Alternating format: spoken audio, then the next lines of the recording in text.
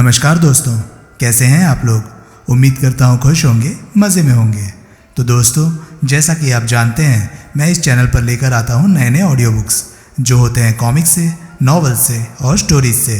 अगर आपको ऐसे कंटेंट पसंद है तो प्लीज़ मेरे वीडियोज़ को लाइक करें और चैनल को सब्सक्राइब करें, क्योंकि मैं ऐसे कंटेंट लाता रहता हूँ। तो चलिए दोस्तों, इसी नोट पर आज की वीडियो शुरू करते हैं। आज की वीडियो में मैं आपके सामने लेकर आया हूँ चेहरे पे चेहरा नॉवल का पार्ट 9। इसके बाकी के 8 पार्ट्स आप ऑलरेडी सुन चुके होंगे, और अगर आपने नहीं सुने तो उनके लिंक्स आपको ऊपर आई बटन से मिल जाएंगे। तो चलिए दोस्तों, ज़्यादा देरी ना करते हुए शुरू करते हैं चेहरे पे चेहरा नॉवल का पार्ट 9। यानी कि जिहान के कत्ल के वक्त के आसपास वाकई वो अस्पताल से मीलों दूर चालान कटवा रहा था। जिस शख्स का ये चालान तुमने काटा था, कमिश्नर हाथों में चालान बुक को उलटता पलटता हुआ बोला, तुम उसे जानते थे?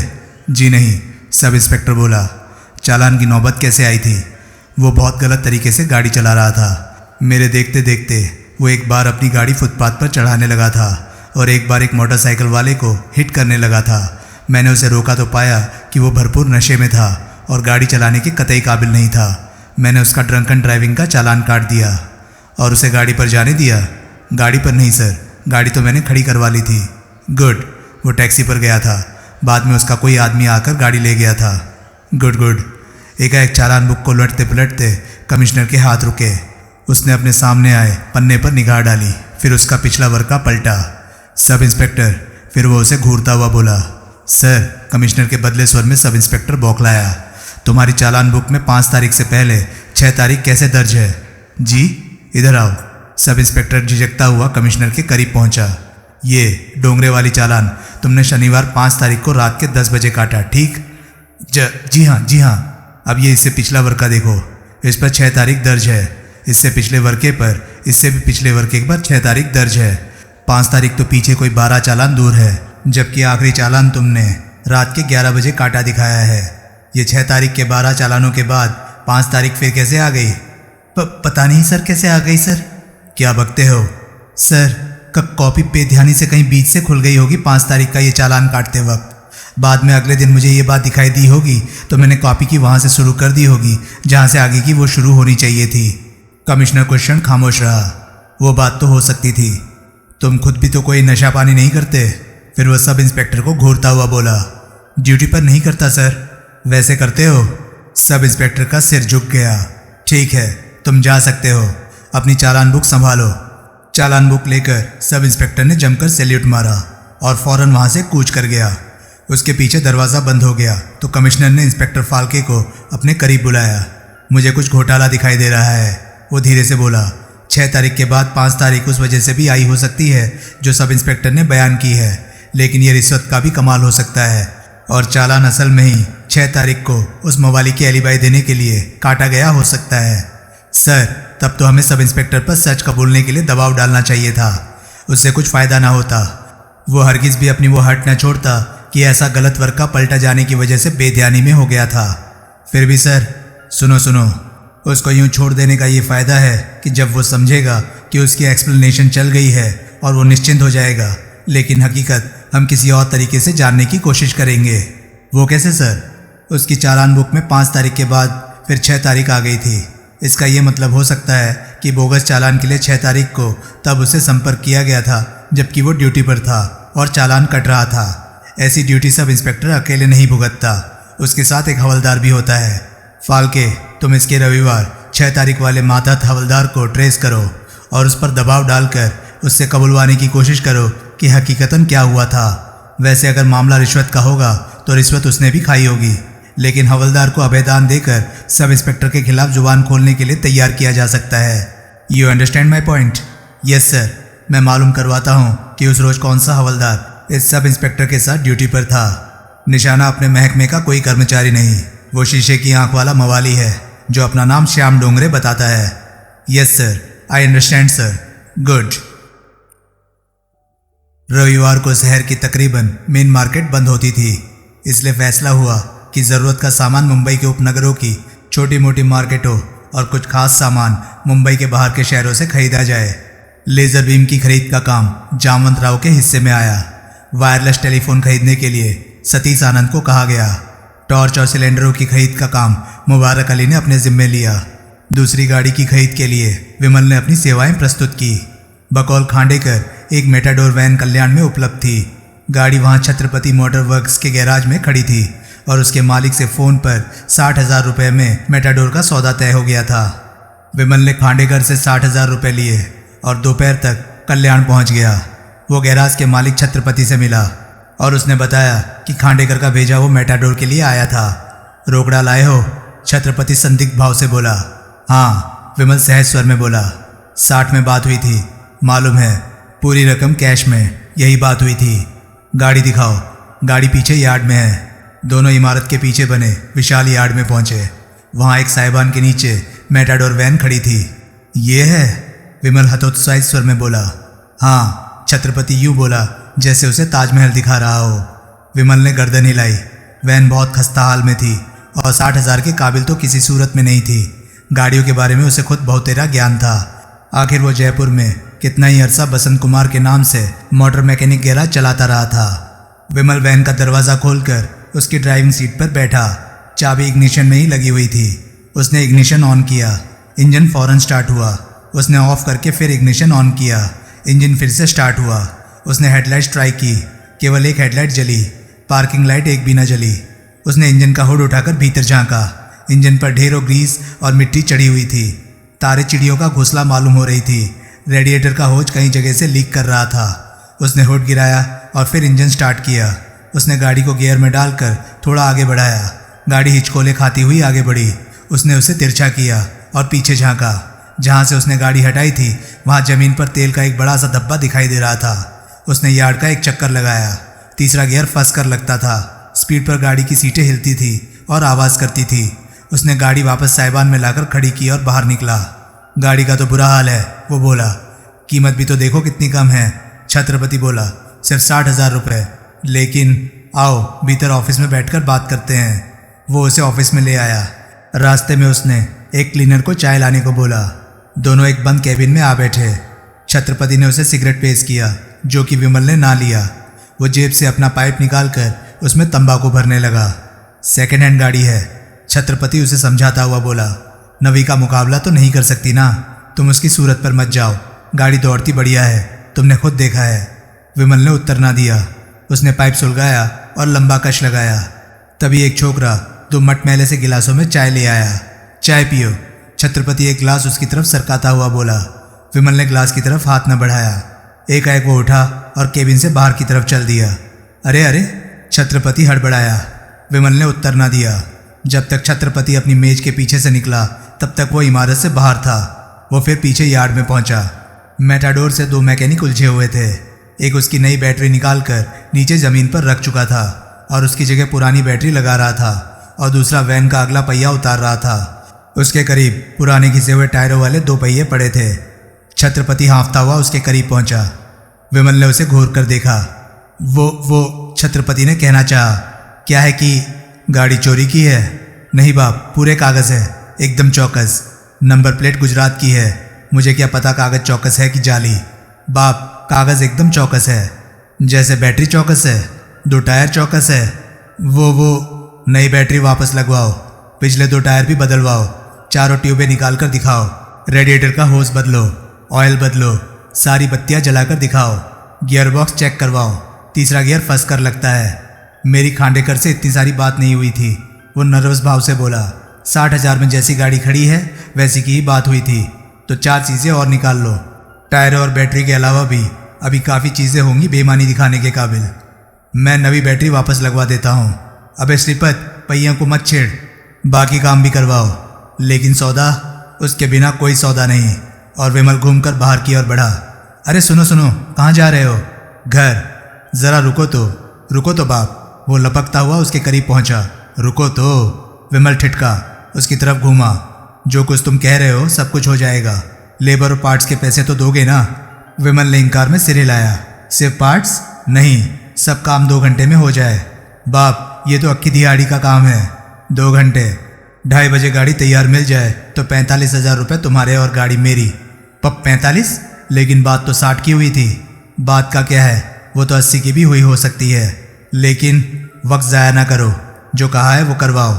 लेकिन बाप कीमत 45, 55 से कम नहीं, 50। ठीक है 50, लेकिन बैटरी नवी नहीं होगी। वैसे जो मिस्त्री अभी लगाने जा रहा था उससे बढ़िया होगी और तकलीफ नहीं देगी। रेडिएटर होज नया नहीं लगेगा, लेकिन यूं टैप कर दिया जाएगा कि लीक नहीं करेगा। सीटें कस दी जाएंगी, जहां वेल्डिंग की ज़रूरत है कर दी जाएगी। टायर जो दिख रहे हैं वही रहेंगे। ऑयल नवा डाल देंगे, बत्तियाँ सब जल जाएंगी। गियर ठीक हो जाएगा। ऑयल लीक भी तो हो सकता है, नहीं करेगा। गुड। सारा काम 6 घंटे में होगा, 3 घंटे में। अगर काम अर्जेंट कराना है तो मैंने काम 3 घंटे में कराना है। अर्जेंट मुझे नहीं पता, लेकिन मुर्गी बनने वाला ग्राहक पीछे आ रहा है। उसने हाथ भाव से विमल की तरफ देखा, लेकिन विमल पर कोई असर होता ना पाकर बोला, मैं कोशिश करता हूँ काम 3 घंटे में मुकम्मल कराने की। गारंटी करो। ठीक है बाप, मैं 4 मैकेनिक लगाता हूँ। गुड, आओ ऑफिस में चलकर बैठे। विमल ने इंकार में सिर हिलाया। बाप विश्वास करो, अब कोई घपला नहीं होगा। छत्रपति ने जो बोल दिया। जिस छत्रपति की जुबान भरोसे लायक थी वो सेकंड हैंड कारों का धंधा नहीं करता था। छत्रपति ने जोर से थूक निकली। ठीक है, फिर वो बोला। फिर 4 मैकेनिक कार की वांछित मरम्मत करने में जुट गए। रविवार दोपहर को इंस्पेक्टर फाल्के को रिपोर्ट मिली कि जो हवलदार 5 तारीख को सब इंस्पेक्टर मुश्ताक अली के साथ ड्यूटी पर था उसका नाम भीखाराम था और वो उस रोज छुट्टी पर था। फाल्के ने उसके घर का पता पूछा, जो कि रिकॉर्ड ट्रेस करके उसे बता दिया गया। हवलदार भीखाराम बोरीवली के इलाके में रहता था। फाल्के ने पहले उसे अपने ऑफिस में तलब करने का ख्याल किया, लेकिन फिर कुछ सोचकर उसने चुपचाप खुद बोरीवली जाने का फैसला किया। पुलिस की एक जीप खुद चलाता हुआ वो अकेला बोरीवली पहुंचा। थोड़ी सी पूछताछ के बाद उसे उस गली की खबर लग गई जिसमें भीखाराम का घर था। उसने गली में जीप मोड़ी तो पाया कि आगे रास्ता बंद था। गली में थोड़ा आगे एक मकान के सामने भारी भीड़ जमा थी। वो जीप से निकला और पैदल आगे बढ़ा। क्या हुआ? भीड़ के करीब पहुंचकर उसने पूछा। किसी ने उत्तर ना दिया। हवलदार भीखाराम का घर कौन सा है? किसी ने उसी मकान की ओर उंगली उठा दी जिसके सामने भीड़ जमा थी। मकान के भीतर से औरतों के रुदन की आवाजें आ रही थी। यहाँ क्या हो गया है? कोई उत्तर ना मिला। फाल्के ने एक सूरज से पढ़ा लिखा लगने वाले युवक की बांह पकड़ी और उसे अपनी तरफ घुमाता हुआ बोला, मेरा नाम फाल्के है, मैं इंस्पेक्टर हूँ पुलिस के महकमे में। आप भीखाराम के अफसर हैं? युवक बोला। हाँ, खबर जानकर आए होंगे आप। कैसी खबर? भीखाराम की मौत की खबर। क्या? भीखाराम मर गया? आपको नहीं मालूम? कैसे मर गया? लोकल से गिर गया, पहिए के नीचे आ गया, 2 टुकड़े हो गए बेचारे के। कैसे गिर गया? क्या पता कैसे गिर गया।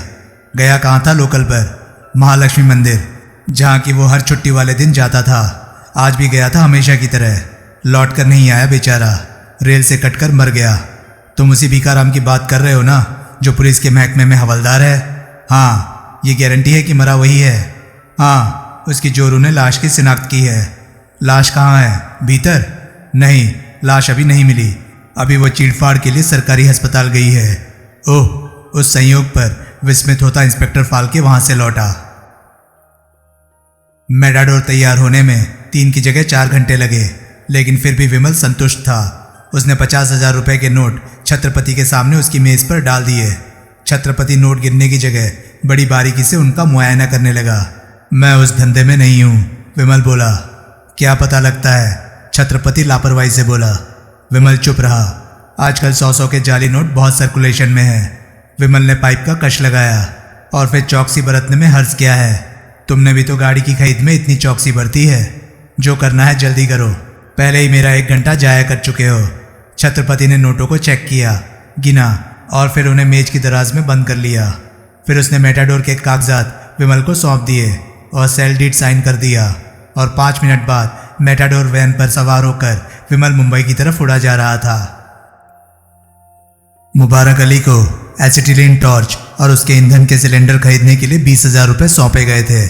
मुफ्त में हो सकने वाले उस काम पर 20,000 रुपये खर्च करना उसे मूर्खता लग रहा था। जुहू विले पार्ले स्कीम के इलाके में एक बहुत बड़ा सरकारी काम चल रहा था, जहाँ के खुले यार्ड में वैसे सिलेंडर और टॉर्चें सैकड़ों की तादाद में पड़ी होती थी। उन चीज़ों का जो एक गोदाम सा यार्ड के कोने में था, उसके इर्द गिर्द लोहे के तारों की सिर्फ जाली लगी हुई थी। उस जाली को काटकर भीतर का सामान चुरा लेना मामूली काम था। वहाँ सिर्फ एक चौकीदार होता था, जो कि पूरे यार्ड के लकड़ी के फाटक पर बैठा ऊँघता रहता था। उसका शागिर्द जाकर उसे बातों में लगाए रह सकता था और वो जाली काटकर भीतर से जितने चाहे सिलेंडर और टार्चें निकाल सकता था। आखिर सोहल को ऐतराज थोक की खरीद से था। थोक की खरीद तो वो नहीं कर रहा था। उस वक्त मुबारक अली खुश था कि उसने बड़ी सहूलियत से 20,000 रुपये की कमाई का जुगाड़ कर लिया था। उस वक्त उसे ख्याल तक नहीं आया था कि जिस शख्स को निकट भविष्य में 40 लाख रुपए की विपुल धनराशि मिलने वाली हो, उसे 20,000 की मामूली रकम का लालच नहीं करना चाहिए था। विमल ने 10,000 रुपये आंटी और खांडेकर के सामने डाल दिए। ये क्या? खांडेकर बोला। गाड़ी 40 के काबिल थी। विमल बोला, वक्त की कमी की वजह से 50 देने पड़े, लेकिन वो तो 60 कहता था। कहने और मिलने में फ़र्क होता है। वो 50 में बेचने को मान गया। राजी से तो नहीं मान गया, मनाना पड़ा। ये बाकी की रकम तुम हमें वापस कर रहे हो? और क्या करूं? खांडेकर और आंटी ने एक नए सम्मान के साथ विमल को देखा। बाकी माल की क्या खबर है? विमल ने पूछा। लेज़र बीम, खांडेकर बोला, और वेल्डिंग वाले सामान के अलावा सब कुछ यहाँ पहुँच चुका है। ट्रक भी तैयार है। उसके तले में 2.5 फुट व्यास का छेद किया जा चुका है और उसके लिए नकली नंबर प्लेटें तैयार करवाई जा चुकी हैं। बाकी सामान कब आएगा? कल। लेज़र बीम की बातचीत अभी चल रही है और मुबारक अली को सिलेंडर ढोने के लिए गाड़ी चाहिए। ट्रक ले जाता? ट्रक वो नहीं ले जाना चाहता। वो वैन ले जाए। ठीक है, मैं उसे खबर कर दूंगा। Shyam Dongre western express highway पर पहुंचा। सब इंस्पेक्टर मुश्ताक अली उसे वहीं ड्यूटी देता मिला जहां वो उसे पिछले रविवार मिला था। मुश्ताक अली उसे देखकर सक पकाया। जरा इधर बाजू में आकर मेरी बात सुनो, डोंगरे धीरे से बोला। यह अपने हवलदार को थोड़ी देर के लिए कहीं चलता करो। क्यों? मुश्ताक अली बोला। सुना नहीं? डोंगरे घुड़क कर बोला। उस घुड़की से तुरंत मुश्ताक अली के चेहरे पर क्रोध के भाव प्रकट हुए, लेकिन डोंगरे को विचलित होता ना पाकर वो खुद विचलित हो गया। जोशी, वो हवलदार से बोला, जा कहीं से चाय का इंतजाम कर। जोशी सहमति में सिर हिलाता वहां से चला गया। चाय का खोखा वहां से बहुत दूर इमारत के पीछे कहीं था। जोशी काफी दूर निकल गया तो मुश्ताक अली बोला, क्या बात है? कल तुम्हें कमिश्नर ने बुलाया? डोंगरे उसे घूरता हुआ बोला। हाँ, तुम्हें कैसे मालूम? क्यों? तुम्हारे चालान के बारे में पूछ रहा था। मैंने बहुत गलती की जो तुम्हारा वो चालान काटकर तुम्हें दिया। 10,000 रुपये में काटा, फोकट में नहीं काटा। उस वक्त तो नोटों की गड्डी देखकर लार घुटनों तक टपक रही थी। बकवास मत करो, वो तिल मिलाया। मैं फंसते फंसते बचा हूँ। क्या हुआ था? मुश्ताक अली ने तारीखों के घालमेल की बात उसे बताई। ये तो अच्छा हुआ, वो बोला, कि मुझे ऐन मौके पर बढ़िया एक्सप्लेनेशन सूझ गई और वो कमिश्नर को हजम हो गई। तुम्हें कैसे पता है कि वो कमिश्नर को हजम हो गई थी? ना हजम हुई होती तो वो मुझे यूं आसानी से जाने देता? बेवकूफ़, तेरे को यूं आसानी से चले जाने दिया जाना ही इस बात का सबूत है कि कमिश्नर तेरी सफाई से ज़रा भी मुतमईन नहीं हुआ था। क्या? 10,000 रुपये में से अपने उस रोज़ वाले जोड़ीदार हवलदार को कितने पैसे दिए? क्यों? कितने पैसे दिए? डोगरे सख्ती से बोला। 500 रुपये। शाबाश, तुम्हारी करतूत का गवाह 500 रुपये में अपनी ज़बान को ताला लगा कर रखेगा? भीखाराम मेरे खिलाफ जुबान नहीं खोल सकता। कौन कहता है? मैं कहता हूँ। आखिर उसने भी तो रिश्वत खाई है, बराबर की नहीं, चिड़िया के चुग्गे जैसी, भूल जाने के लायक। तुम कहना क्या चाहते हो? मियाँ, तुमने अपनी करतूत में उसे बराबर का शरीक बनाया होता तो उसका रवैया तुम्हारी तरफदारी का और तुम्हारे लिए वफादारी का होता, लेकिन मौजूदा हालात में वो मामूली दबाव में ही सब कुछ बक देगा। उसे जब अभयदान देकर तुम्हारे खिलाफ किया जाएगा तो वो 1 की 4 लगाएगा। मुश्ताक अली के चेहरे पर हवाइयाँ उड़ने लगी। फिर वो बोला, अभी उसके घर जाता हूँ और उसे समझाता हूँ कि वो अपना मुंह ना फाड़े। उसकी ज़रूरत नहीं। क्यों? क्योंकि इत्तेफाक से अब वो तुम्हारे खिलाफ या किसी के भी खिलाफ मुंह फाड़ने के काबिल नहीं रहा। क्यों? क्या हुआ उसे? खुदा को प्यारा हो गया बेचारा। क्या? लोकल पर घर जा रहा था, दरवाजे पर खड़ा था, पता नहीं किसी का धक्का लगा या खुद का ही बैलेंस बिगड़ गया, नीचे रेलवे लाइन पर जाकर गिरा, कटकर मर गया। मुश्ताक अली मुंह बाएं उसकी तरफ देखने लगा। ऐसा बैलेंस, डोगरे सांप की तरफ फुंकारा, तुम्हारा बिगड़ सकता है मुश्ताक अली। क्या? सुना नहीं? तुम मुझे धमकी दे रहे हो? हाँ, एक बात कान खोल के सुन ले, सब इंस्पेक्टर के बच्चे। मेरे चालान की जो एक्सप्लेनेशन तूने कमिश्नर को दी है, अगर तू उस पर टिका ना रहा, अगर तू तोते की तरह ही उसे ना रटता रहा, अगर तू अपनी ज़बान से फिरा तो मैं तेरा ही नहीं, तेरे सारे कुनबे का बैलेंस बिगाड़ दूंगा। सारे हलकट मवाली, मुश्ताक अली हिम्मत करके बोला, तू मुझे यूं धमकी नहीं दे सकता। नहीं दे सकता? डोंगरे कहर भरे स्वर में बोला, मैं दे रहा हूँ। कहे तो तेरे हवलदार के आने से पहले अभी यहीं तेरा पेट फाड़ कर दिखाऊं और फिर जाऊं चिचपोकली, तेरी खूबसूरत बीवी और तेरे 5 बच्चों की खबर लेने। बोल क्या कहता है? अबे मैं कमिश्नर को कहीं अपनी बात से भला क्यों फिरूंगा? मुश्ताक अली बोला, पहले की तरह रूप से ही, लेकिन असल में उसके चेहरे से खून निचुड़ा जा रहा था। मैंने जो कह दिया सो कह दिया, इसी में तेरी भलाई है। हवलदार भीखाराम के मौत के बाद तुझे झूठा करार नहीं दिया जा सकता। तेरे आला अफसर तेरी नीयत पर बदस्तूर शक करते रह सकते हैं, लेकिन अगर तू इस बात से नहीं हिलेगा कि चालान बुक का वर्का गलती से आगे से खुल गया था, तो वो तेरा कुछ नहीं बिगाड़ सकेंगे। समझा? समझा। तेरा हवलदार चाय लेकर आ रहा है, बेखौफ होकर चाय पी। इस इम्तिहान में अगर तू पास हो गया तो पिछले इतवार जैसी 100 की नोटों की एक और गड्डी बतौर इनाम तुझे कंपनी से मिलेगी। एक और गड्डी? हाँ, और उसमें तेरा कोई हिस्सेदार भी नहीं होगा। फिर सब इंस्पेक्टर मुश्ताक अली पर आखिरी चेतावनी भरी निगाह डालकर हवलदार जोशी के वहां पहुंचने से पहले ही डोंगरे वहां से विदा हो गया। इंस्पेक्टर फाल्के कमिश्नर के ऑफिस में पहुंचा। कमिश्नर वहां उपलब्ध नहीं था। वो अपने ऑफिस में आकर बैठ गया। कुछ क्षण वो सोच विचार करता रहा, फिर उसने टेलीफोन अपनी तरफ सरका लिया। उसने सरकारी अस्पताल का नंबर डायल किया और डॉक्टर दस्तूर के बारे में पूछा। मालूम हुआ कि डॉक्टर दस्तूर उस वक्त एक इमरजेंसी ऑपरेशन में मशगूल था, इसलिए फ़ोन पर नहीं आ सकता था। उससे उसका नाम वगैरह पूछा गया तो उसने संबंध विच्छेद कर दिया। उसने डॉक्टर दस्तूर की कोठी पर फ़ोन किया। जवाब में एक बड़ी सभ्य सुसंस्कृत आवाज़ उसे सुनाई दी। मिसेस दस्तूर, वो सख्ती से बोला। हाँ कौन? आपने मुझे नहीं पहचाना? उसका स्वर कर्कश हो उठा। कौन? यानी कि नहीं पहचाना? बेटी कैसी है अब आपकी? ओह जालिमो, मेरी बेटी ने क्या बिगाड़ा था तुम्हारा? मिसेस दस्तूर ने आंत्रनाद किया। क्यों उसकी उंगली काट दी तुमने? वजह आपको मालूम है, फाल्के सावधानी से बोला। डॉक्टर साहब का आप लोगों से बाहर जाने का कोई इरादा नहीं था। उनका इरादा बदल सकता था। नहीं बदल, उनका इरादा अभी भी बदल सकता है। नहीं, मैंने वही जानने के लिए फ़ोन किया है कि अब डॉक्टर साहब का क्या इरादा है। दोबारा मेरी बच्ची को हाथ न लगाना। मैं तुम्हें विश्वास दिलाती हूँ कि डॉक्टर साहब आपके किसी आदमी के खिलाफ कोई गवाही नहीं देंगे। आपको मालूम है उन्हें कौन सी गवाही नहीं देनी है? हाँ मालूम है, उन्हें उस शीशे की आंख वाले मवाली की शिनाख्त नहीं करनी है जिसे कमिश्नर साहब के ऑफिस में उनके रूबरू करवाया गया था, जिसका नाम श्याम डोंगरे है। नाम मुझे नहीं मालूम, अब याद कर लीजिए, भूलिएगा नहीं। नहीं बोलूँगी। फाल्के ने लाइन काट दी। अब डॉक्टर की लड़की की बीमारी और डॉक्टर की चुप्पी की वजह उसकी समझ में आ चुकी थी। आधी रात के करीब मुबारक अली ने बड़ी सहूलियत से लोहे की तारों की जाली काटकर इतना रास्ता बना लिया कि सिलेंडरों के गोदाम के भीतर कदम रखा जा सकता। दूर लकड़ी के फाटक पर जॉर्ज सेबेस्टियन यार्ड के चौकीदारों को बातों में उलझाए हुए था। वो स्वयं को एक ऐसा चौकीदार बता रहा था जो आधी रात तक उसी इलाके में कहीं चौकीदारी की ड्यूटी भुगता कर घर जा रहा था। वहां तक वे लोग खांडेकर द्वारा उपलब्ध कराई मेटाडोर वैन में पहुंचे थे। वो मेटाडोर वैन जिनके पिछले दिनों सीटें उखाड़ दी गई थी, उस घड़ी मुबारक अली से कोई 30 गज परे सड़क पर खड़ी थी। सड़क और गोदाम के बीच की जमीन कच्ची और भुरभुरी थी। इस वजह से मुबारक अली वैन को ऐन गोदाम की जाली तक नहीं लाया था। वहाँ वैन का पहिया कहीं फंस सकता था और एक ऐसी नई मुसीबत खड़ी हो सकती थी जिससे अकेले 2-4 होना उसके बस की बात न होता। वो निर्विघ्न गोदाम में दाखिल हुआ। फिर एक एक करके उसने वैन तक सिलेंडर ढोने शुरू कर दिए। जितनी गणना सोहेल ने उसे बताई थी उतनी वैन में लद चुकने तक वैन का लगभग सारा पृष्ठभाग सिलेंडरों से लद गया। आखिरी फेरे में उसने एक साथ 3 ऑक्सी एसिटिलीन टॉर्चें उठाई और वैन के करीब पहुंचा। उसने वैन के पृष्ठभाग का दरवाज़ा बंद किया और जाकर ड्राइविंग सीट पर बैठ गया। उसने वैन आगे बढ़ाई। वैन लकड़ी के फाटक के आगे से गुजरी।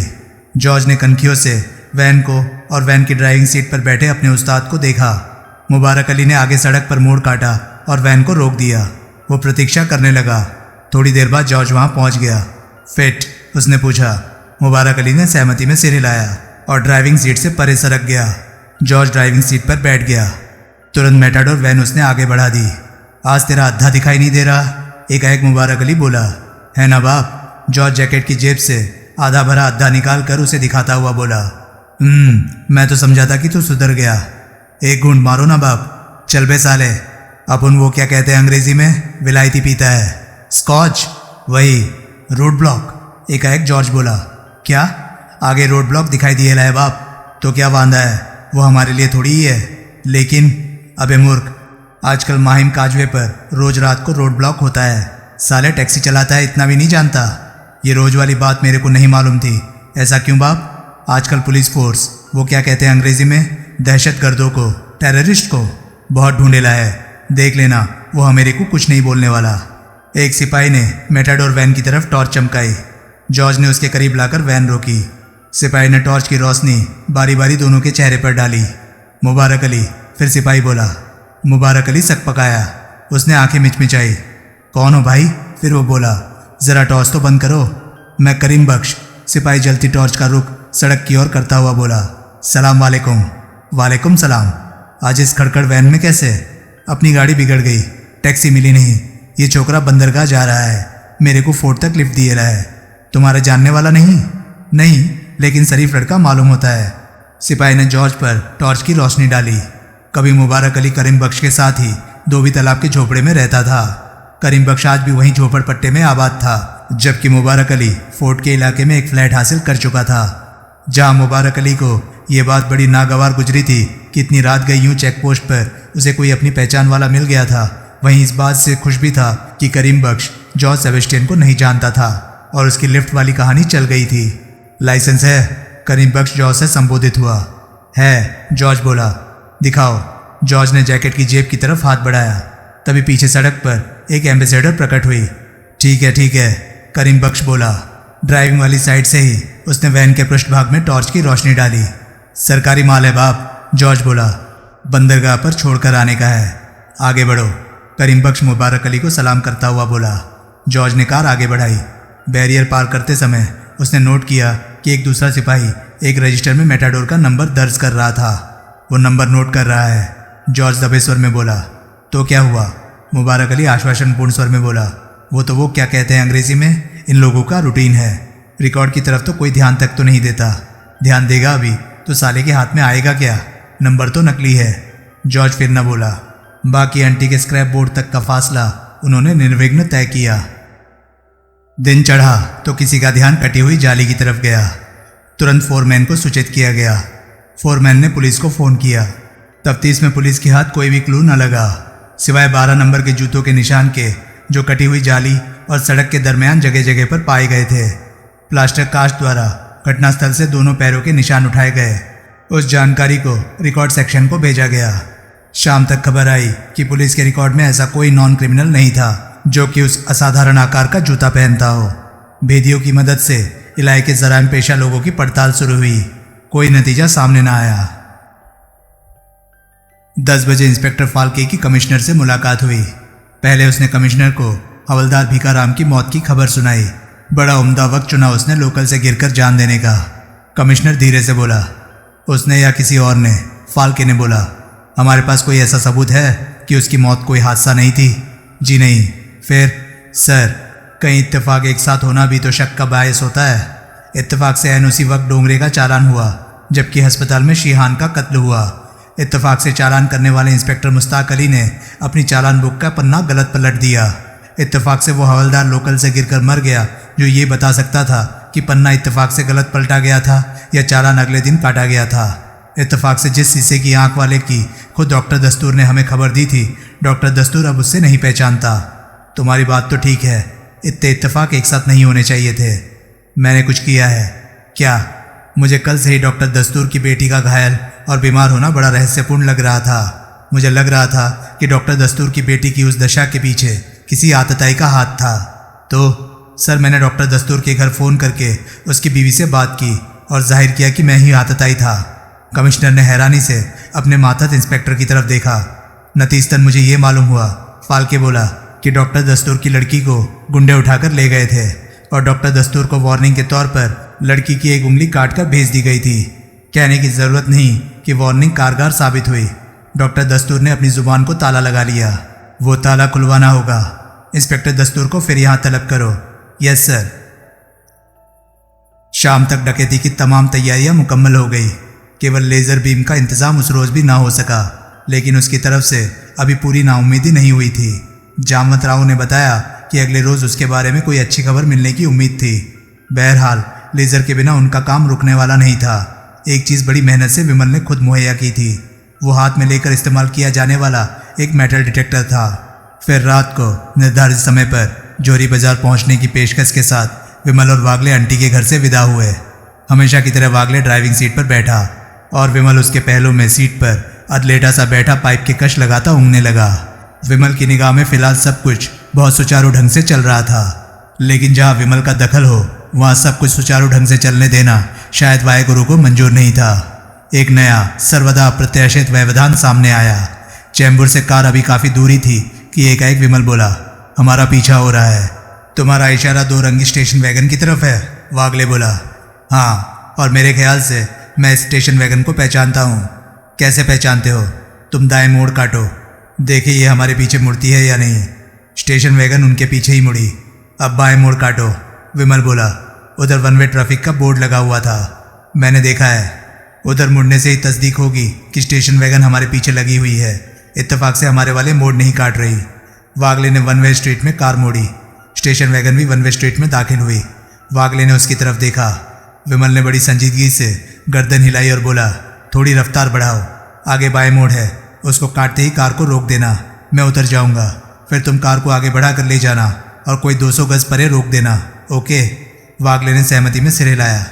मोड़ काटने के बाद कार अभी पूरी तरह से गति शून्य भी नहीं हुई थी कि विमल उसमें से निकलकर फुटपाथ पर आ गया। कार आगे बढ़ गई। वो एक खंबे की ओट में हो गया। वो सड़क आगे बंद थी और उस वक्त सुनसान थी। स्टेशन वैगन उसके करीब से गुजरी तो विमल ने उसे और उसके ड्राइवर को ठीक से देखा। विमल सड़क पर आ गया और सिर नीचा किए आगे बढ़ा।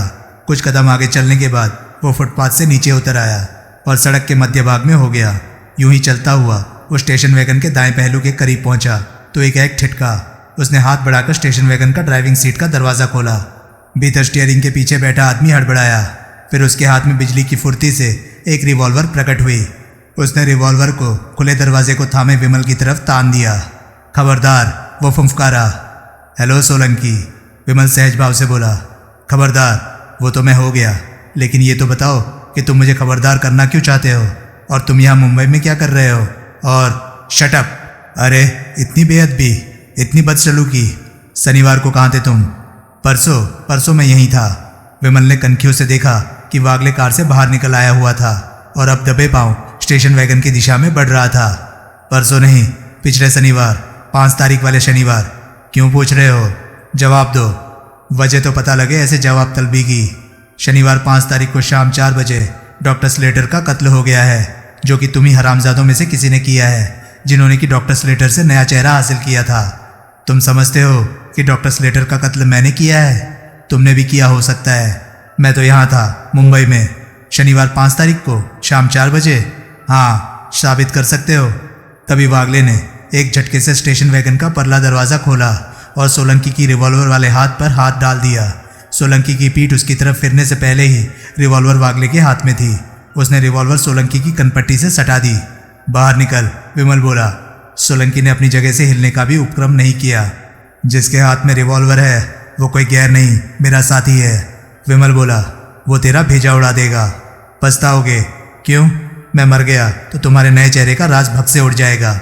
मतलब हेल्गा को अगर मेरी राजी खुशी की खबर ना लगी तो वो तुम्हारे नए चेहरे की पोल खोल देगी। कैसे? वो बम्बई चिट्ठी तुम्हारे नए चेहरे की तस्वीरें सारे हिंदुस्तान के पुलिस प्रमुखों को भेज देगी। ओह, विमल कुछ क्षण खामोश रहा, फिर नरमी से बोला, तुम बाहर तो निकलो। सोलंकी बाहर निकला। वागले पहले ही बाहर था। वो स्टेशन वैगन के सामने की तरफ से घेरा काटकर सोलंकी के करीब पहुंच गया। विमल स्टेशन वैगन की ड्राइविंग सीट पर बैठा। उसने इंजन स्टार्ट किया। इंजन के स्टार्ट होकर जोर पकड़ने से पहले सारी गाड़ी छाछ की तरह हिली। इसी पर सोनपुर से यहाँ तक आए हो? वो बोला। हाँ, सोलंकी बोला। ये देखने में खड़खड़ लगती है, लेकिन है एकदम चौकस। विमल ने गाड़ी को फुटपाथ पर चढ़ाकर खड़ा कर दिया, फिर गाड़ी बंद करके चाबियां सोलंकी को सौंप दी। आओ, वो सोलंकी से बोला। कहाँ? सोलंकी शशंक स्वर में बोला। पास ही अपना मकान है, वहाँ बैठकर इत्मीनान से बातें होंगी। सोलंकी हिचकिचाता हुआ आगे बढ़ा। तीनों कार में सवार हुए। तुम डॉक्टर स्लेटर के बॉडीगार्ड थे। कार रवाना हुई तो विमल बोला, तुम्हारे होते उनका कत्ल कैसे हो गया? सोलंकी ने उत्तर न दिया, लेकिन उसकी सूरत से साफ जाहिर हो रहा था कि यही बात उसे भी साल रही थी। मेरे सामने तो तुम बड़े नारे लगाकर दिखा रहे थे कि जो कोई सोनपुर का रुख करेगा तो मुझसे उसका नया चेहरा छीन लोगे। मैं गच्चा खा गया, वो शोकपूर्ण स्वर में बोला। मुझे नहीं पता लगा कि हत्यारा कब आया और कब अपना काम कर गया। किसी को भी हत्यारे की भनक नहीं लगी थी। 4 बजे तुम कहाँ थे? गैरेज में डॉक्टर साहब की कार धो रहा था। कार चेंबूर पहुंची। तीनों ड्राइंग रूम में पहुंचे। ये सोलंकी है, विमल बोला। ये जानना चाहता है कि पिछले शनिवार को मैं कहाँ था। तुम पहले यहाँ थे और फिर आंटी के घर थे, वागले बोला। आंटी को फ़ोन करो और उसकी सोलंकी से बात कराओ। उसे कहो कि मैं चाहता हूँ कि आंटी इसे बताए कि शनिवार को मैं कहाँ था। वागले ने फ़ोन किया। उत्तर मिला तो उसने विमल का निर्देश दोहराया और फिर टेलीफोन सोलंकी को थमा दिया। सोलंकी झिझकता हुआ फ़ोन को सुनने लगा। हाँ, वो बोला। शनिवार 5 तारीख, कितने बजे? ये जगह कहाँ है? शुक्रिया। उसने रिसीवर वापस वागले को थमा दिया। वो कहती है, सोलंकी बोला, कि शनिवार रात 8 से 9 बजे तक तुम बंदरगाह के इलाके में उसके घर पर थे। हो गई तसल्ली? डॉक्टर साहब का कत्ल शाम 4 बजे के करीब हुआ था। फिर भी कातिल मैं नहीं हो सकता। मैं 8 बजे यहाँ था। 4 घंटों में सोनपुर से यहाँ तक उड़कर भी नहीं पहुँचा जा सकता।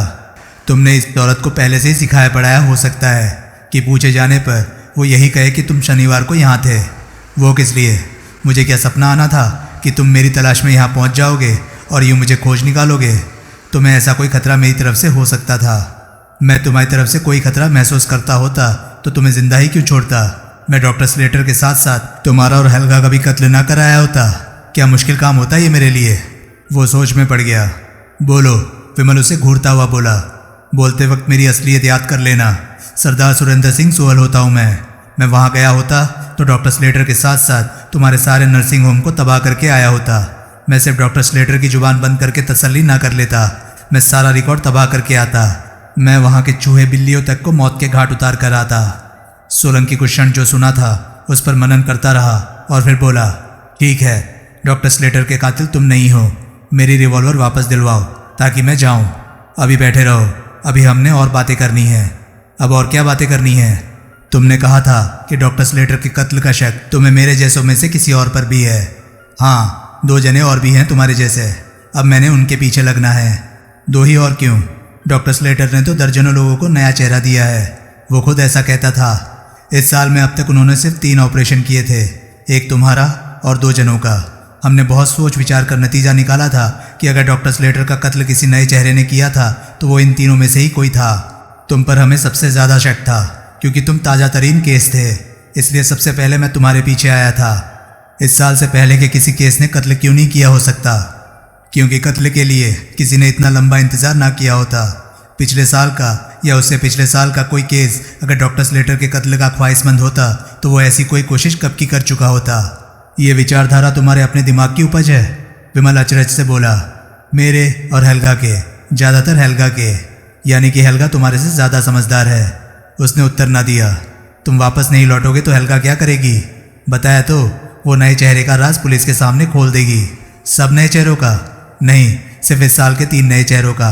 मैंने कहा ना कि अगर कत्ल किसी ने किया होगा तो इस साल वाले 3 में से ही किसी ने किया होगा।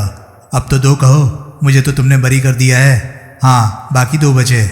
लेकिन हेल्गा को क्या पता कि तुम मुझे बरी कर चुके हो। अब तुम्हें कुछ हो जाए और तुम वापस ना लौटो तो उसके पास तो ये जानने का कोई साधन नहीं होगा कि किसने तुम्हारे पर हाथ डाला। वो तो तीनों की ही खबर पुलिस को कर देगी। क्यों? वो शक पकाया। उसकी सूरत से साफ जाहिर हो रहा था कि ऐसी किसी भी संभावना पर उन लोगों ने विचार नहीं किया था। फर्ज करो अब सस्पेक्ट नंबर 1 को मुझे बरी करके तुम नंबर 2 के पीछे पड़ते हो। फर्ज करो वही डॉक्टर स्लेटर का हत्यारा है, लेकिन इससे पहले कि तुम उसे खत्म कर सको वो तुम्हें खत्म कर देता है। तुम वापस नहीं लौटते। हेल्गा को क्या पता कि तुम्हें नंबर 2 ने मारा? वो तो तीनों की पोल खोल देगी। तुम फिक्र ना करो, नंबर 2 मुझे खत्म नहीं करेगा, मैं उसे खत्म करूँगा। वागले हंसा। सोलंकी ने हड़बड़ाकर उसकी तरफ देखा। जैसे तुमने अभी सोहल को खत्म किया था, वागले बोला। सोलंकी के चेहरे पर झुंझलाहट के भाव आए। अगर तुम, विमल विचारपूर्ण स्वर में बोला, हेल्गा को यहाँ से फ़ोन लगाओ और उसे मेरी बेगुनाही की बाबत बताओ तो। सोलंकी पूरी बात सुन चुकने के पहले ही इनकार में सिर हिलाने लगा। क्यों? विमल के माथे पर बल पड़ गए। क्या हुआ? हमारे में ये फैसला हो चुका है कि हेल्गा ऐसी किसी फ़ोन कॉल का विश्वास नहीं करेगी। क्यों? कोई तुम्हारी आवाज़ की नकल कर लेगा? वो भी हो सकता है और फ़ोन मेरे से जबरन भी करवाया जा सकता है। उस तक तुम्हारी बाबत कोई बात पहुंचाने के लिए मेरा उसके रूबरू मिलना ज़रूरी है। दाता, ये चला जाए सोनपुर, वागले बोला, और जाकर बताए अपनी उस औरत को, हेल्गा को, तुम्हारे बारे में। मेरे कहने पर से ये सोनपुर नहीं चला जाने वाला। इसके वहाँ जाने की गारंटी तभी है जब मैं इसके साथ जाऊँ। ये यहाँ से तो ये हामी भरकर छूट जाएगा कि ये सोनपुर जा रहा है, लेकिन जाएगा ये अपने सस्पेक्ट नंबर 2 के पीछे ही, जो कि पता नहीं हिंदुस्तान में किस कोने में पाया जाता है। इसे मेरी सलामती से मतलब नहीं, डॉक्टर स्लेटर के हत्यारे की सज़ा से मतलब है। ऐसा हरामी है ये, ऐसा मूर्ख है ये। लेकिन तुम कैसे जा सकते हो? आज रात से ही तो हमने। मालूम है। 1 हफ्ता मैं कहीं नहीं जा सकता। अपने अभियान के लिए इतनी मेहनत से की तैयारी को अब एकाएक मझधार में नहीं छोड़ा जा सकता। मैं पहले सोनपुर चला जाता हूँ, सोलंकी व्यग्र भाव से बोला। मुझे तुम्हारे ऊपर विश्वास नहीं, विमल बोला। लेकिन बको मत, तुम्हारे माथे पर लिखा है कि ऐसा तुम मौके का फ़ायदा उठाने के लिए कह रहे हो। उसने जोर से थूक निकली। पहले नहीं तो अब उसकी सूरत से लगने लगा कि विमल ने उसका इरादा ठीक भांपा था। तुमने मुझे ढूंढा कैसे? विमल बोला। तुम्हारी इस चिट्ठी की मदद से जो सोनपुर में नर्सिंग होम के पते पर आई थी। डॉक्टर स्लेटर ने वो चिट्ठी मेरे सामने खोली थी। चिट्ठी में तुकाराम का भेजने वाले की जगह नाम लिखा था और उस पर मुंबई 400071 की मोहर थी। मुंबई 400071 चैम्बूर का इलाका पड़ता है। यहाँ मामूली पूछताछ से ही मुझे मालूम हो गया था कि तुकाराम कहाँ रहता था।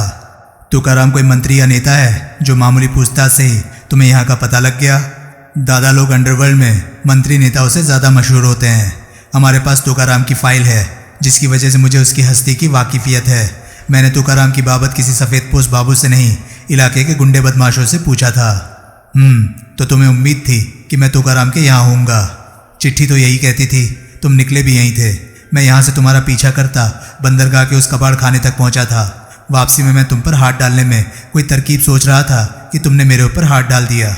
अगर मैंने डॉक्टर स्लेटर का कत्ल किया होता तो तुम्हारे पूछने भर से मैं ये बात कबूल कर लेता।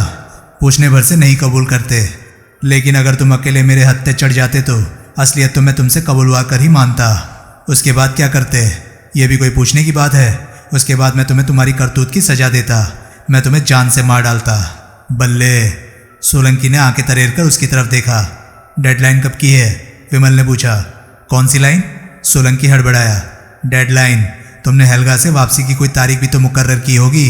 ऐसा कुछ भी तो कहा होगा कि अगर फला तारीख तक या इतने अरसे तक तुम वापस उसके पास ना लौटो तो ये मेरे समेत तीनों नए चेहरे की पोल खोल दे। हाँ, वो 15 दिन का वक्त तय हुआ है हमारे बीच में। कब से? कल से।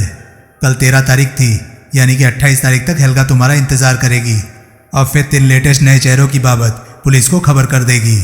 हाँ, वाहिगुरु सच्चे पातशाह, विमल के मुंह से निकला। तेरे रंग न्यारे। कुछ क्षण खामोशी रही। सोलंकी। अंत में विमल ने खामोशी भंग की। मेरे लिए सबसे ज़्यादा सहूलियत का तरीका तो यह है कि मैं अभी तुझे शूट करके तेरी लाश समुद्र में फेंक दूं, फिर 28 तारीख होने से पहले सोनपुर जाऊं और जाकर हेल्गा का गला काट आऊं। तुम मेरा खून कर सकते हो, सोलंकी बोला, क्योंकि इस वक्त मैं तुम्हारे कब्जे में हूँ। लेकिन हेल्गा का खून करना इतना आसान नहीं होगा। क्यों? क्योंकि वो वहाँ अकेली नहीं है। कौन है वहाँ उसके साथ? उसका भाई, उसका बॉयफ्रेंड उस ड्रम का। दोनों खतरनाक दादे हैं। उनके होते तुम हेल्गा के करीब भी नहीं फटक पाओगे। हमें पता था कि हेल्गा की यूँ जान लेने की कोशिश हो सकती है, इसलिए उन 2 जनों को मेरे वहाँ से रवाना होने से पहले हेल्गा ने खास तौर से बुलाया था। जब तक मैं नहीं लौटूंगा वो वहीं रहेंगे और जी जान से हेल्गा की हिफाजत करेंगे। तुम बहुत बुरे वक्त मुंबई में टपके सोलंकी। खामखा एक प्रॉब्लम खड़ी कर दी मेरे सामने। वो खामोश रहा। अब कुछ दिन मुझे तुम्हारे को गिरफ्तार करके रखना होगा। क्या? यहाँ मेरा एक काम है जो 1 हफ्ते में निपटेगा। उसके बाद मैं तुम्हारे साथ सोनपुर चलूँगा। मेरा काम निपटने तक मुझे तुम्हारे को कहीं गिरफ्तार करके रखना होगा। तुम ऐसा नहीं कर सकते। अच्छा, कौन रोकेगा मुझे? सोलंकी ने जवाब न दिया। उसने अपने एकाएक सूखाए होंठों पर जुबान फेरी। इसे रखोगे कहाँ? वागले धीरे से बोला। फिलहाल तो मुझे आंटी का स्क्रैप यार्ड ही सूझ रहा है। आगे की आगे देखेंगे। ठीक है, उठकर खड़े हो जाओ सोलंकी। मैं कहीं नहीं जाऊँगा। तुम मुझे ज़बरदस्ती कहीं नहीं ले जा सकते। वागले, ये तो बहस कर रहा है। वागले उसके करीब पहुंचा। उसने रिवॉल्वर की नाल से उसके घुटनों पर दस्तक दी और मीठे स्वर में बोला, तुम्हारा घुटना कैसा है? एकदम चौकस, तंदुरुस्त? सोलंकी इशारा समझ गया। वो फौरन उठ खड़ा हुआ। आंटी पर विमल का कुछ ऐसा रोब गालिब हो चुका था कि उसने न केवल सोलंकी को अपने यहाँ रखने से इनकार न किया, बल्कि उसने उन्हें एक बहुत ही बढ़िया जगह भी सुझाई। स्क्रैप यार्ड के पिछवाड़े में एक स्टोर नुमा इमारत थी, जिसके नीचे एक तहखाना था। उस तहखाने की सीढ़ियाँ वहाँ बनी एक कोई 3 फुट गहरी अलमारी से होकर गुजरती थी, जो अगर बंद होती थी तो बहुत बारीक जांच पड़ताल पर भी दिखाई नहीं देता था कि सीढ़ियों का दहाना अलमारी के भीतर कहाँ था। वो तहखाना आंटी उन स्मगलरों और चोरों को छुपाने के लिए इस्तेमाल करती थी जो कि उसके पास ठिकाने लगाने के लिए चोरी का माल लाते थे। उस तहखाने की एक बहुत बड़ी खूबी ये भी थी कि वो साउंड प्रूफ था, यानी कि सोलंकी को वहाँ हाथ पांव और मुंह बांध कर रखने की ज़रूरत नहीं थी। वो गला फाड़ फाड़ कर भी चिल्लाता तो उसकी आवाज़ वहाँ से बाहर नहीं सुनाई देने वाली थी। विमल को वो जगह बहुत पसंद आई। अनायास ही उसकी बहुत बड़ी समस्या हल हो गई थी। सोलंकी को उस तहखाने में बंद कर दिया गया। शाम को डॉक्टर दस्तूर कमिश्नर के ऑफिस में पहुंचा। अब कैसे याद फरमाया कमिश्नर साहब, वो पस्ती भरे स्वर में बोला। क्या फिर मैंने किसी एक आंख वाले मवाली की शिनाख्त करनी है? वो शिनाख्त तो आप कर चुके हैं, कमिश्नर धीरे से बोला। अलबत्ता शिनाख्त का नतीजा आपने हमसे छुपा कर रखा। क्या मतलब? आपकी बेटी की अब कैसी तबीयत है? क्यों, क्या हुआ है मेरी बेटी की तबीयत को? मेरा सवाल उसकी कटी हुई उंगली की बाबत है। डॉक्टर सक पकाया। उसका चेहरा पीला पड़ गया। आपको कोई गलतफहमी हुई मालूम होती है। मेरी बेटी सही सलामत है, उसकी कोई उंगली नहीं कटी है। ये कोई छुपाने वाली बात है डॉक्टर साहब? कल को वो स्कूल जाएगी तो मेरी बेटी सही सलामत है और स्कूल अब वो मुंबई में नहीं जाएगी। मतलब मैंने अपनी नौकरी से इस्तीफ़ा दे दिया है, जो कि 2-4 दिन में मंजूर हो जाएगा। फिर मैं रहने के लिए दिल्ली जाने वाला हूँ। आप गुंडे बदमाश से खौफ खाकर ये शहर छोड़ रहे हैं? मुझे यहाँ से बढ़िया नौकरी मिल गई है, इसलिए ये शहर छोड़ रहा हूँ। जब आप यहाँ से हमेशा के लिए जा ही रहे हैं तो फिर आप ये कबूल करके क्यों नहीं जाते कि श्याम डोंगरे ही वो शख्स था जो नकली एक्सीडेंटल केस बनकर आपके पास अस्पताल में आया था? श्याम डोंगरे कौन है? श्याम डोंगरे उस शीशे की आंख वाले मवाली का नाम है जिसकी शिनाख्त के लिए पिछले शुक्रवार आप यहाँ पधारे थे। मैंने उसकी शिनाख्त नहीं की थी, लेकिन असल में वो वही आदमी था जो वो आदमी नहीं था। लेकिन कमिश्नर साहब, मैं आपके साथ बहस मुबाहसे में नहीं उलझना चाहता। मैंने अपना जवाब आपको दे दिया है। अब मैं जा सकता हूँ? डॉक्टर साहब, आपको ऐसा रवैया शोभा नहीं देता। आप एक जिम्मेदार शहरी हैं। और किसने कहा कि मैं एक जिम्मेदार शहरी हूँ? एक डॉक्टर दस्तूर भड़क उठा। कहीं सरकारी कागज़ में छपा है ऐसा, या मैंने कभी दावा किया है ऐसा? कमिश्नर हड़बड़ाया। प्रत्यक्ष उसे ऐसा जवाब मिलने की उम्मीद नहीं थी। मैं अपनी फैमिली के लिए पहले जिम्मेदारी दिखाऊं या आपके इस नामुराद शहर के लिए जिस पर गुंडे बदमाशों का एक छत्र राज हो गया मालूम होता है? मैं आपको पहले भी कह चुका हूँ, फिर कहता हूँ, फिर पूछा जाएगा तो फिर भी यही जवाब दूंगा कि मैं उस शख्स को नहीं पहचानता। मेरा बयान बदलने की खातिर अगर आप मेरे साथ ऐसी कोई जोर जबरदस्ती नहीं करना चाहते जिसके लिए कि पुलिस फेमस है तो मुझे इजाज़त दीजिए। लेकिन अभी भी लेकिन? डॉक्टर दस्तूर खड़ा हुआ। मैं जा रहा हूँ। अगर अभी भी आप मुझे रोके रखना चाहते हैं तो आपको मुझे गिरफ्तार करना होगा। नहीं, हम भला ऐसा क्यों करेंगे? Then good night. डॉक्टर दस्तूर वहाँ से कूच कर गया। पीछे कमिश्नर और इंस्पेक्टर फाल्के हक बकाए से एक दूसरे का मुंह देखते रहे। आगे की कहानी किस्मत का खेल में जारी। तो दोस्तों, ये था चेहरे पे चेहरा नॉवल का आखिरी पार्ट। आपको ये नॉवल कैसा लगा? प्लीज़ अपनी राय कमेंट सेक्शन में मुझे ज़रूर बताएं। और हाँ, अगर आपको मेरे वीडियोस पसंद आ रहे हैं तो प्लीज़ उन्हें लाइक कीजिए और चैनल को सब्सक्राइब कीजिए, क्योंकि मैं ऐसे कंटेंट लाता रहता हूँ। तो चलिए दोस्तों, मैं मिलता हूँ अब आपसे अगली वीडियो में। तब तक के लिए नमस्कार, गुड नाइट। सेफ रहिए, खुश रहिए, मज़े करिए।